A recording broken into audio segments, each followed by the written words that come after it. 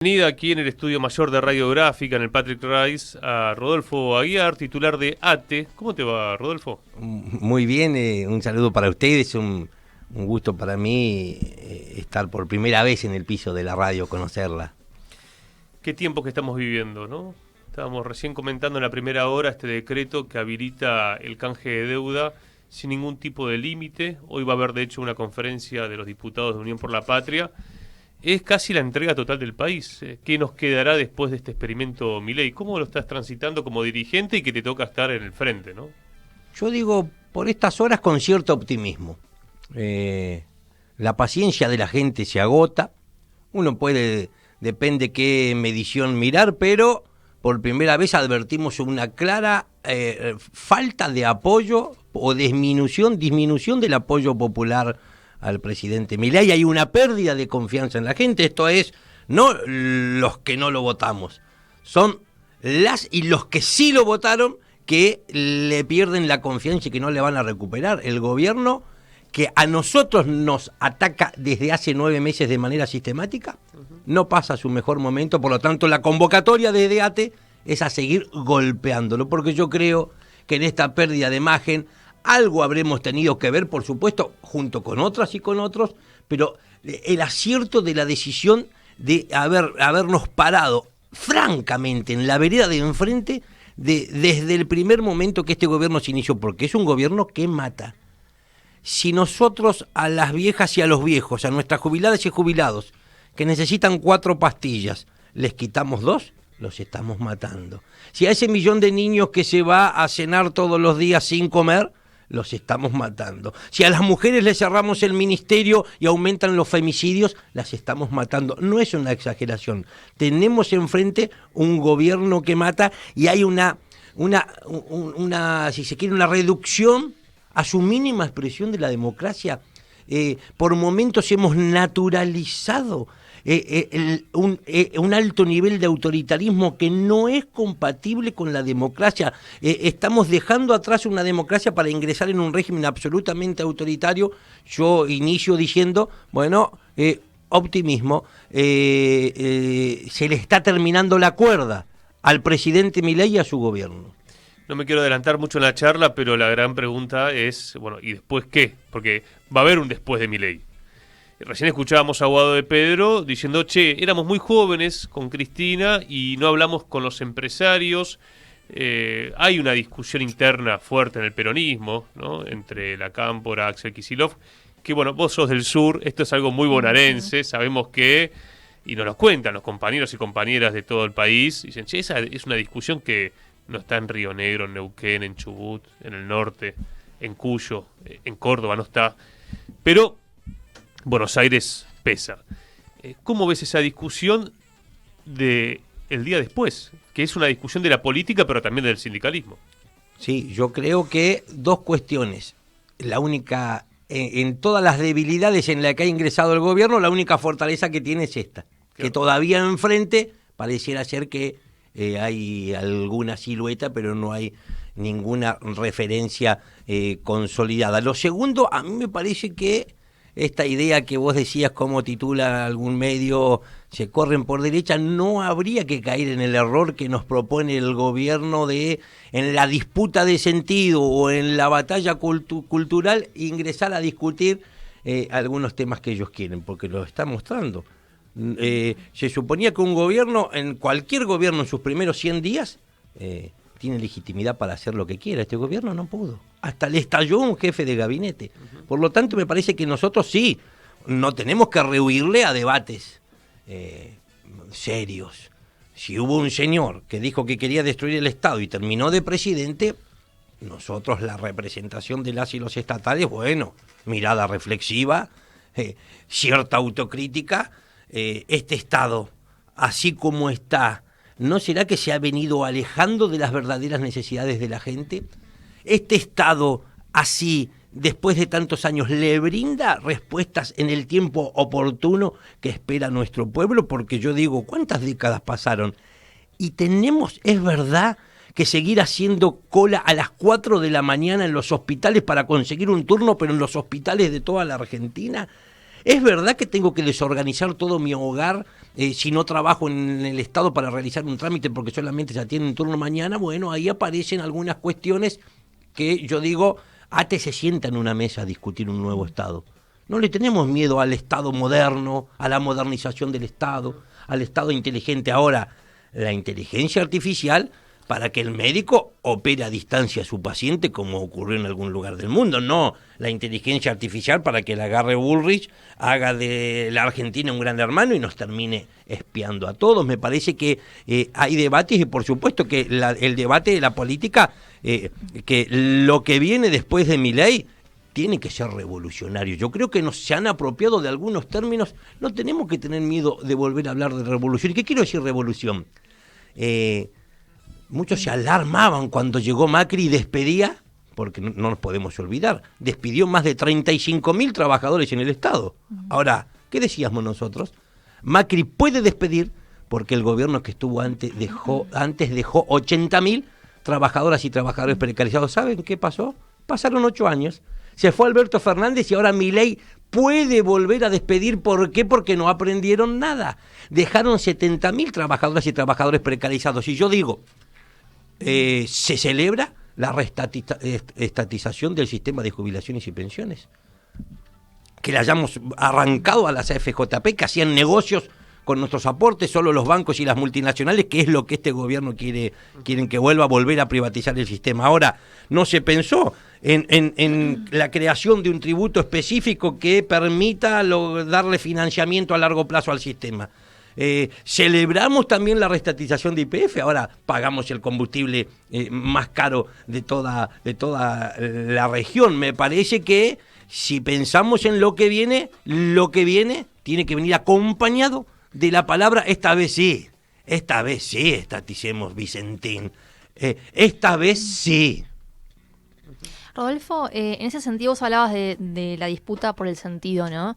Y esa ineficiencia que hay en el Estado, que había, que siempre estuvo, y que nunca, desde Kirchner en adelante, no se pudo terminar de resolver, ese malestar social con esa ineficiencia del Estado termina de alguna manera recayendo sobre los trabajadores, ¿no? Y empezamos a escuchar todo el tiempo esto de los ñoquis no sirven, que está lleno de ñoquis el Estado, que por culpa de tantos ñoquis no funciona. Y me parece que esta es uno de los puntos del conflicto, ¿no? Equivocar al laburante con una política de Estado que no estaría funcionando correctamente en brindarle soluciones a la gente. Eso también es parte de los desafíos que se vienen una vez que, termine este gobierno y asuma, si es que es posible, estamos hablando, ¿no?, en potencial, un gobierno que vuelva a poner el centro en el Estado. Sin lugar a dudas. Empiezo por lo último. ATE le exigió al presidente Milei que publique un listado con los supuestos ñoquis, no lo pudo hacer. Es decir que esta pérdida de imagen también tiene que ver con todo eso, con que se desvaneció frente a la mirada de la sociedad la principal causal de despido que invocó el gobierno desde que asumió hace 9 meses, que era la no prestación de servicio. No encontraron un solo ñoqui. Ahora yo sí le digo, ahora sí los puede buscar en la vocería presidencial, en la Secretaría General del Gobierno, que va a encontrar ya más de 500 personas que están cobrando un sueldo millonario sin trabajar. Ahora sí Milei podría ser Adorni metió a la familia directamente. Tíos, tías, madre, hermanos. Lo segundo, me parece que en esa disputa de sentido sí. Uno podría ir hasta Gasalla, intentando la estigmatización, el desprestigio del empleo público. Y entonces sí poder decir, no es verdad, que pues se dicen 3 cosas, que somos muchos que sobramos en el Estado, que no estamos formados, mirá, estos trabajan ahí en el Estado porque nunca podrían trabajar en ningún lugar del sector privado, y lo tercero que se dice es que somos caros, que le costamos mucho al pueblo. Y solo basta recurrir a datos oficiales para derribar ese mito. Menos de 2 de cada 10, es decir, menos del 20% del total de las personas ocupadas en la Argentina presta servicios en el Estado. El resto lo hace en el sector privado. Uno va al mundo, Estado francés, por ejemplo, en Europa, es mucho más grande en proporción a su población el Estado francés que el argentino. El 51% de quienes trabajan en el Estado tienen título terciario universitario. Si hay un rasgo distintivo del Estado argentino, es el alto nivel educativo de sus trabajadoras y de sus trabajadores. Por lo tanto, se cae la segunda, que estamos altamente formados y calificados. Y lo tercero, uno analiza partida presupuestaria, gastos corrientes, jubilaciones y pensiones, subsidios económicos, y recién en cuarto lugar la partida en personal. Es decir, no somos muchos, somos pocos, estamos formados y además no somos caros. Creo que sí, es cierto, hay que seguir dando esa batalla por la disputa por el sentido. Me quedo con esto que decías antes, no hay que tener miedo de hablar de revolución, dicho por un dirigente de un gremio del Estado que no solamente tiene que pelear contra los despidos, que es quizá el rol hoy coyuntural, o que no se rompa todo, que no se destruya todo, pero también hay que decir que ATE está en fabricaciones militares, que ATE está en lo que es el desarrollo de energía nuclear que está siendo desguazado, es decir, que están en lugares estratégicos de lo poco que queda del Estado empresario. La pregunta es, ¿hay que volver a soñar con un Estado empresario? Sí, yo creo que Estado propietario, volver a hablar de Estado propietario de sus riquezas, de sus recursos. Yo digo, este gobierno fracasa parado sobre sus propias premisas. Es decir, estuvieron 7 meses diciéndonos, no nos aprueban la ley bases, no nos dan las herramientas que necesitamos para gestionar el Estado. Y resulta que ahora nos encontramos que hay ley bases aprobada, pacto de mayo firmado, DNU vigente, y sin embargo la crisis económica recrudece. Estamos pasando de una recesión a una depresión, que es una caída más persistente y más profunda de la economía. Pero además, nos enteramos que ni el RIGI está alcanzando, porque Petronas, la petrolera malaya, se retira de uno de los principales proyectos de inversión que íbamos a tener en el próximo tiempo, que fue la tan debatida planta de GNL, la planta de gas. Hay 3 proyectos mineros, uno en Salta, 2 en San Juan, más allá de nuestros reparos, siempre con la explotación a gran escala, el daño al medio ambiente. Ahora no hay caminos abiertos, no están los containers, no se contrató personal, están paralizados. Es decir, no solo hay crisis económica, sino una fuerte inestabilidad política. Este gobierno se llevó hasta el oro de la Argentina y no consigue que le presten un peso. Le va a costar financiar el presupuesto 2024 sin traicionarse a sí mismo y seguir emitiendo. Por lo tanto, ese saqueo que pretenden hacer de todas nuestras riquezas, lo tenemos que evitar, y ese rol lo tiene que volver a asumir el Estado. Pero yo le digo, no es de ahora que por este Paraná privatizado se va el 80% de toda nuestra producción agropecuaria e industrial sin ningún tipo de control. No es desde ahora que se llevan el gas y el petróleo sin ningún tipo de control estatal mediante una simple declaración jurada que presentan las empresas. Se tiene que terminar la joda de las declaraciones juradas. Uno a veces tiene la sensación que, bueno, que esas venas abiertas de América Latina, de las que hablaba Galeano, y nos proponía pensar que por ahí las grandes potencias del mundo se succionaban las riquezas de los países en desarrollo como el nuestro. Bueno, con este gobierno del presidente Milei están más abiertas que nunca. Uno pensaba que era cosa del pasado y no. El otro día charlábamos con compañeros que pescan en Chubut del SOMU, ¿no? Los marítimos, y nos contaban que cuando las empresas pesqueras traen la cosecha del mar, a ojo, dicen, ¿cuántos kilos tienen? A ojo. Y uno dice, pero ahí tiene que estar el Estado viendo realmente cuánto se pescó. Y bueno, vos decís lo de la declaración jurada, algo que se repite con las mineras, con las petroleras. Digamos, ahí el Estado está ausente. Y aparte nos están llevando todo sin dejarnos nada a cambio. Claro. Yo vengo de una provincia y dentro de la provincia, la región del Alto Valle, que supo ser la tierra de la pera y de la manzana, ya no quedan. Se erigen torres de gas y petróleo, es decir, han desplazado la matriz productiva histórica de la provincia, depredan los suelos, contaminan el agua de los ríos, lagos y mares, el medio ambiente, enfermando a las generaciones presentes y matando a las futuras generaciones. Y además no es verdad el desarrollo de los pueblos con la actividad, porque tengan un CEO que le compre una pelotita de fútbol a 3 escuelas y unos libros a la biblioteca del pueblo, nos vamos a dejar contaminar. Nosotros venimos Ahí hace referencia a Joseph Lewis, ¿no? Joe Lewis. Bueno, en ese caso... Está en tu provincia y que bueno, está... En ese caso también, que estuve escuchando a Midlin,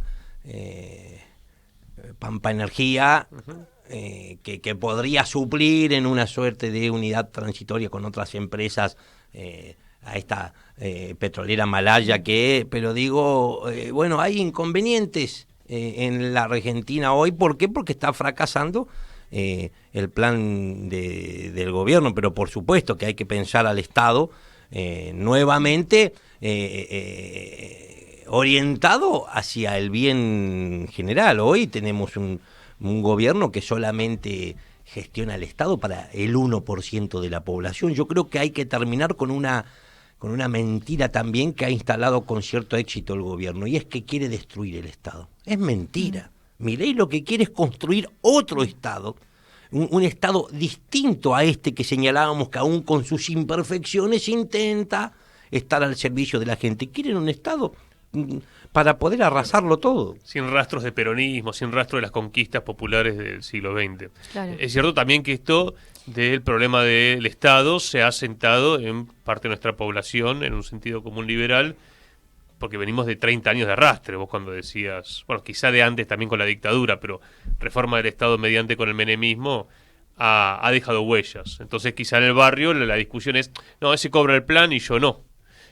Como si el problema fuese el plan y no discutir cómo generar trabajo en la Argentina, ¿no? Un debate que tenemos quizá pendiente hace tiempo. Sin lugar a dudas.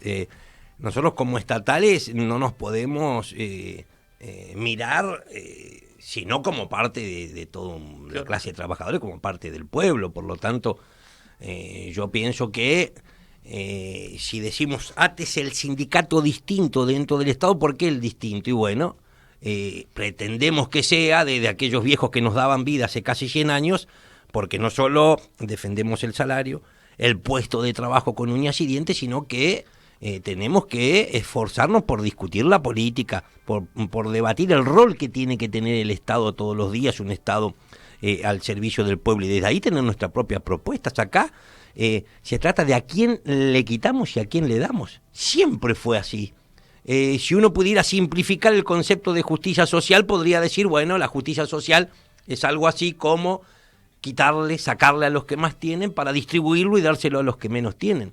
Yo tengo la sensación que en la Argentina lo que terminó ocurriendo es que los que más tienen pusieron un presidente con los votos de los que menos tienen, y estamos en el preciso instante en el que los que menos tienen se están dando cuenta que este presidente nunca fue ni va a ser de ellos. Y hay propuestas. Así que Milei dice, yo ajusté entre un 5 y un 7%, ahora los obligo a los gobernadores a que ajusten el doble, cuando plantea pasar de 40 puntos del PBI, que era el gasto público consolidado en diciembre del 2023, a 25 puntos del PBI. Si yo ajusté un 7, les estoy diciendo ajusten el doble. Por lo tanto, mensaje a los gobernadores, basta de hacerse los distraídos, cómplices, gobernadores que miran para otro lado, que le hacen el trabajo sucio a este presidente, que este ajuste que debatimos y que se impulsa desde aquí, desde la capital federal, en realidad cala hondo y profundo en este momento en todas las provincias y en todos los municipios del país. Pero digo, ¿a quién le quitamos? ¿Ajustaste 7? Nosotros tenemos una propuesta que con 1.5% nada más del PBI permitiría terminar con el hambre en la Argentina, es garantizar un ingreso básico universal a todas las personas de 18 a 65 años que no cuenten con un ingreso institucionalizado, con un ingreso formal de ningún tipo, que sea el monto del valor que tiene la canasta alimentaria para un adulto, que fue de 131.000 pesos en el mes de junio. Eso implicaría 19,2 billones de pesos, que bajaría a 11 billones, porque estamos hablando de una medida que también financiaría el consumo. ¿Y de dónde se sacaría? Estableciendo una sobrealícuota a los bienes, al impuesto a los bienes personales, y un adelanto del impuesto a las ganancias corporativas. Se puede. Ahora depende a quién le sacamos. ajustaron un 7 y tenemos un drama social. Un 1.5, bueno, permitiría otra cosa absolutamente distinta, pero no nos quieren una Argentina llena de pobres. Ahora, y te llevo un poco al plano político, porque esto que estamos debatiendo acá me da la sensación que no aparece en los debates de la dirigencia política, ¿no? Decir esto con tanta claridad respecto del rol del Estado, pareciera que hoy hablar de Estado es pecado, que hay que hablar de un Estado más limitado, que no espante a los inversores, a los empresarios, como si no hubiese casos en el mundo, sin ir más lejos, la segunda potencia económica, que es China, con un Estado sumamente presente, que regula, que ordena, que organiza la sociedad compuesta por cientos de millones de personas. La pregunta es, ¿cómo estás viendo el panorama y las discusiones que se están dando? Porque al mismo tiempo seguimos, digamos, en un sistema representativo, hay elecciones y pareciera que todo se dirime allí, ¿no? Sí. Primero, a mí me cuesta mucho, hay dos cosas, ¿no? En ATE decían, hay muchos contentos porque dice, llegó a secretario general un sindicalero, más que no mezclo todo, que no estoy pensando en una diputación y a ver. Entonces, hay un debate ahí, que yo creo que no está mal que lo sigamos dando. Yo planteo autonomía de los partidos políticos, autonomía del Estado, y digo, tengo una alta responsabilidad en un sindicato. No quiere decir que no sea político, no quiere decir que soy presidente de un partido en mi provincia. Pero me parece que planteo esa primera mirada. Me cuesta más. Soy de los dirigentes gremiales a los que les cuesta más hablar, porque por otro lado tengo compañeras y compañeros, bueno, de ATE también, que tienen mayores responsabilidades o están más inclinados a dar esa discusión. La política es la única herramienta de transformación de la sociedad. Por eso digo, ojo, el desprestigio, la crisis de representación es de los y las políticas, no es de la política, porque, bueno, nos estaríamos matando a nosotros mismos si cuestionamos la política. Crisis de representación, lo que hicieron, yo creo que como cuesta asombrarse con lo que está pasando en esta época, pero esto que en 4 días estos diputados sinvergüenzas hayan cambiado su voto, borocotó. Votaron contra su propio proyecto, digamos, los radicales. Bueno, pero digo, es escandaloso. Sí. Pero muestra una crisis, muestra que algunas mandas constitucionales están perimidas en la Argentina. Esa idea artículo de la Constitución. El pueblo no delibera ni gobierna sino por medio de sus representantes, hay que revisarla. Porque le sale muy barato a este gobierno los diputados, salvando excepciones, los diputados y los senadores. Los llaman ratas para bajarles el precio, comprarlos a valor de oferta, ofrecerles embajadas que meses después las están reclamando, pero digo, hay que recuperar mecanismos de participación de democracia directa, que tienen que ver con plebiscitos, referéndum, que también están contemplados en la Constitución. Entonces, ¿qué hubiera dicho el pueblo si le hubiéramos preguntado: ¿usted quiere que le aumenten 485 pesos por día a los jubilados? ¿Qué hubiera dicho el pueblo? Y si vamos al pueblo y le consultamos en un plebiscito, ¿usted quiere que se sigan llevando el gas y el petróleo mediante una simple declaración jurada sin control? ¿Qué diría? Es decir, el pueblo diría todo. ¿Sabes, Rodolfo, que eso lo decíamos cuando fue el acuerdo con el FMI? Que había una discusión interna del Frente de Todos y decíamos, ¿por qué no hacer un plebiscito? Bueno. Porque el default era el problema. Bueno, nos dimos cuenta que no era el problema. El problema era el acuerdo con el FMI. Era legitimar esa estafa, pero digo, el pueblo diría todo lo contrario de lo que está diciendo este Congreso. Entonces hay una crisis de representación ahí. Por supuesto que yo digo, los debates que se están dando en política, bueno, hay varios debates, y nosotros apoyamos un gobierno que aliente el trabajo, la producción, el desarrollo económico, cultural de nuestro pueblo, pero digo, déjeme dejar a salvo la autonomía de ATE. Quiere decir, no nos confundamos, ATE no puede ser de un presidente, de un gobernador y de ningún intendente como algunos piensan. Yo tengo, mire, a nosotros venimos de una paritaria en el Estado Nacional, 2%, algunos colegas suyos, yo digo, ¿a quién quieren ayudar al gobierno? Hablaban el 3%, ¿qué 3%? sumaban el 2 y sumaban el 1. 2% de aumento en septiembre, un 1% en octubre. Ahora, cualquiera podría decir, ¿lo impuso el gobierno por decreto? No. Noticia, hubo un sindicato que lo firmó. Fue un acuerdo. ¿En serio todavía hay gremialistas en la Argentina que le ponen la firma a un 1% de aumento salarial en este escenario? Y yo le digo, miembros de la sociedad rural. Y entonces me dicen mis compañeros, no, porque la unidad, hay que hablar de la unidad y ser cuidadoso porque nos necesitamos. ¿Qué unidad?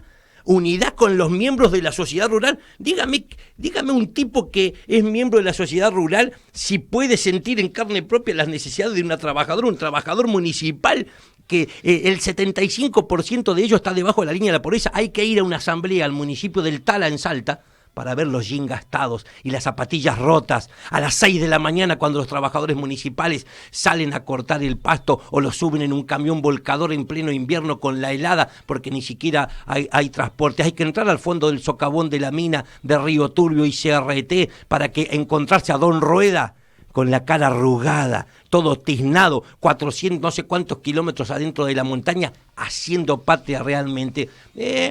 Crisis de representación también, yo no la voy a esconder. A mí me dieron 4 añitos en ATE.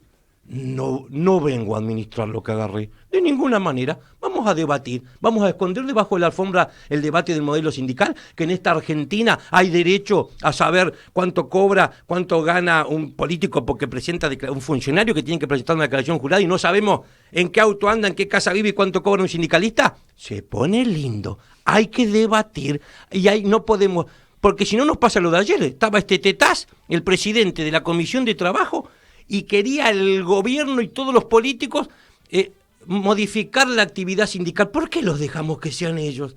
¿Por qué no somos nosotros mismos los que transparentamos nuestra actividad? Tenemos que ser nosotros, si no, más vale que va a ser el poder el que se va a intrometer en la autonomía que tienen todos los sindicatos. Seamos, me parece a mí, ahora, son todos debates. Uh-huh. Estamos hablando con Rodolfo Aguiar. Bueno, ahí para quien no haya entendido, hacía referencia a UPCN y a su titular. Déjame preguntarte por mañana. Mañana paro de ATE, se convoca Plaza de Mayo. ¿Qué expectativa tenés? Bueno, ¿cómo están preparando la medida? Me decías que ahora en un ratito tenés reunión con UTEP, con los movimientos sociales. Sí. Para el plenario, más de 1.000 delegadas y delegados de ATE de todo el país votaron por unanimidad y todas las vertientes ideológicas internas del sindicato participaron esta nueva medida de fuerza. Y digo nueva porque para el plenario me había hecho hacer un reaconto, un resumen, una síntesis de todas las medidas que llevamos adelante los estatales desde que asumió el gobierno de Milei. Es una lista interminable. Creo que era algo así como un promedio de más de 3 medidas de carácter general por mes desde que asumió esta gestión de gobierno. Vamos a un nuevo paro, principal motivo, que a fin de mes vencen 65.000 contratos. Que el gobierno planifica llevar adelante nuevamente cesantías masivas y legales. Pero ya no solo de los trabajadores de la planta transitoria, sino que ahora va por los de la planta permanente. Al reglamentar mediante el decreto la ley de bases, el gobierno se excedió en sus facultades y terminó estableciendo una causal subjetiva para el pase a disponibilidad. El régimen de disponibilidad ya existía en la ley de empleo público, no se utilizaba, pero ¿qué decía? Que frente al cierre de un organismo o un ministerio o a la supresión de funciones, se tiene que agotar la instancia durante 12 meses de reubicar a los agentes y en cuyo caso, si no se puede, ingresarán en un régimen de disponibilidad. Frente a esas opciones, ¿sabe qué hizo este gobierno? Agregó diciendo, además de esto, también pueden ingresar en disponibilidad sin agotar ninguna instancia de reubicarse los que superen, cuando se supere la dotación óptima que tiene un organismo. ¿Quién decide cuál es la dotación óptima? Sturzenegger. La autoridad de aplicación es el propio ministerio. Es un disparate. Por eso ahí sí, nosotros destacamos que la justicia del trabajo, juzgado 37, se haya declarado competente la jueza para entender en una demanda judicial que presentó ATE por inconstitucionalidad en este punto. Lo otro que digo es, bueno, no puede tener éxito el gobierno y ponernos a arrinconarnos y que nosotros resistimos solamente hablando de despidos. tenemos que ser capaces de poner en debate claramente qué está ocurriendo con nuestros salarios. El sector público ha sido uno de los más castigados. Sí. Hemos perdido más de 30 puntos de nuestro poder adquisitivo. La última, Rodolfo, te agradecemos la venida aquí a Radiográfica. Unidad de la CTA. Y yo creo que es una de las principales novedades de este tiempo. Yo creo que después del 12 de junio se inició una nueva etapa en el movimiento obrero en la Argentina. Ese 12 de junio, bueno, algunos nos dimos cuenta que ciertos sectores no iban a ser la vanguardia de la lucha como había parecido. Y me parece que la unidad de las trabajadoras y de los trabajadores es imprescindible en este tiempo. Yo planteo que las CTAs se tienen que unir bajo su mito fundante. Los valores que le dieron vida, sus principios, ¿y sabe cuáles eran? Afiliación directa, es decir, nos afiliamos a la CGT, está la UTEP, todavía no modificó el estatuto. Afiliación directa de quienes las integran, es decir, no se afilian el sindicato, se afilian los trabajadores que integran el sindicato. O nosotros, en la década del 90, la CTA descubrió que había trabajo informal en el país, o hoy denominado de la economía popular. Elección directa por voto secreto de las conducciones. El segundo y el tercero, el principal, la autonomía. Autonomía de el Estado, los distintos gobiernos, los partidos políticos y por supuesto autonomía de todas las patronales, pero es una fuerte necesidad de los trabajadores, y yo creo que tal vez se convierta en uno de los aciertos más grandes de este tiempo. Prácticamente no existen hoy argumentos que pudieran ser tan sólidos para explicar que existan dos CTA distintas. Y sobre todo con el ataque, ¿no?, que estamos recibiendo los trabajadores de parte del gobierno de Milei. Te agradecemos la charla y la estadía aquí en Radiográfica. No, nosotros los agradecidos, muy contentos de haber conocido este histórico medio.